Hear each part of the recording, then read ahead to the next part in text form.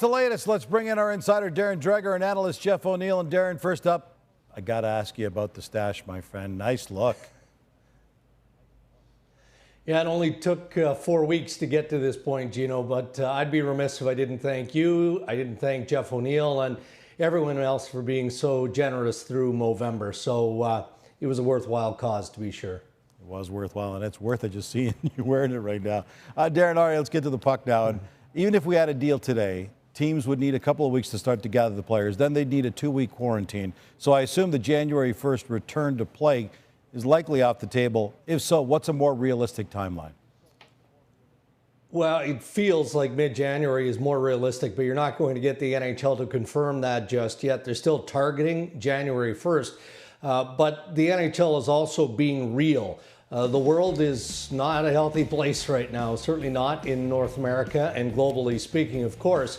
So given all of that, the National Hockey League is looking at postponing training camp to after the holidays. So you're talking at somewhere around late December, early January. They have not officially made that decision. There's more dialogue with the NHLPA required. And the good news is that the two sides are talking. For the first time in several days, Don Fehr and Gary Bettman actually communicated on the weekend, and it sounds like more of the discussions continued into today. So they, being both sides, are being realistic. I'd like to give you a firm date, Gino, but I will say this, it's between January 1 and January 15, and it feels more like January 15 is a likely target. At the very least, they're talking now. Jeff, while the NHL and NHLPA try to figure this out, the players want to be physically and mentally ready for the return.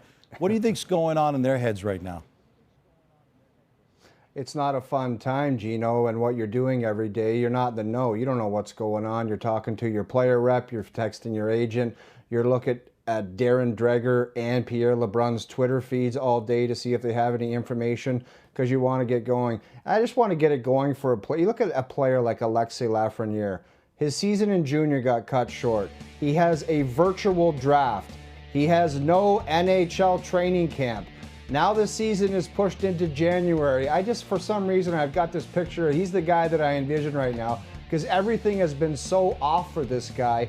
At least let's try to get him into an NHL regular season. What he's been through has been so abnormal for anybody in the NHL. For some reason, I just singled him out, all the weird things that he's had to deal with. Let's get these guys on the ice somehow. Yeah, that's a good point. It must be so confusing for him.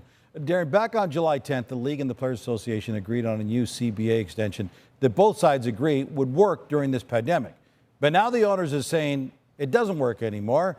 I can't imagine the players are very happy the league is trying to change this deal after just agreeing to it.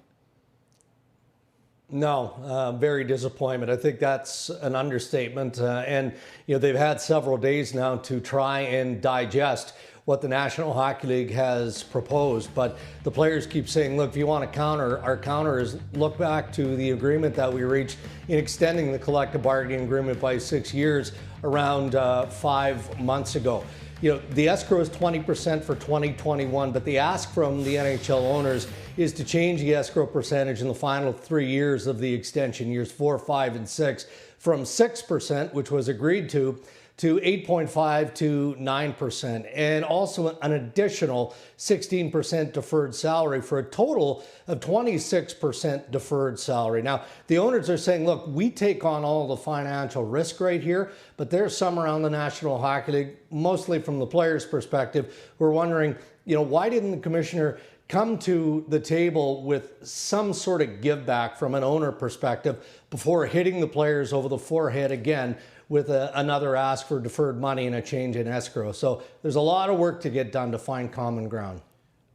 Jeff, I imagine the players can't be happy about this. How does a player draw balance between coming back to play and not feeling like the owners are taking advantage of him at this time? Well, what else are they going to do, Gino? It's just, what are the players going to, what's the threat to the owners? Oh, we're not going to play this season? I got a feeling, and Darren could touch on it more than myself, that some owners don't care if they play or not. It might even be beneficial for some of them not to play. This is the way it's always been because the owners understand that they write the paychecks and they ultimately call the shots when it comes to this stuff. And they know that the players can say yes or they can say no and not play hockey and not make any money whatsoever. And it always seems like the players crawl back to the table and say, okay, we got to do it or else we don't play. I don't think the owners particularly care right now. It's the billionaires having a disagreement with the millionaires, and it seems like the billionaires always get their way. That's what happens. The tough thing is when the players signed the CBA extension back in July, they were anticipating making about 70% of their salary this year. Now it looks like the owners are asking them, if they played less and less games, to accept 50%, maybe even less for the season. That's a big, big ask. And with all of this uncertainty, GMs has stopped signing players. There's still a lot of free agents who don't even have contracts right now. That includes Mike Hoffman, who had 29 goals in 69 games last season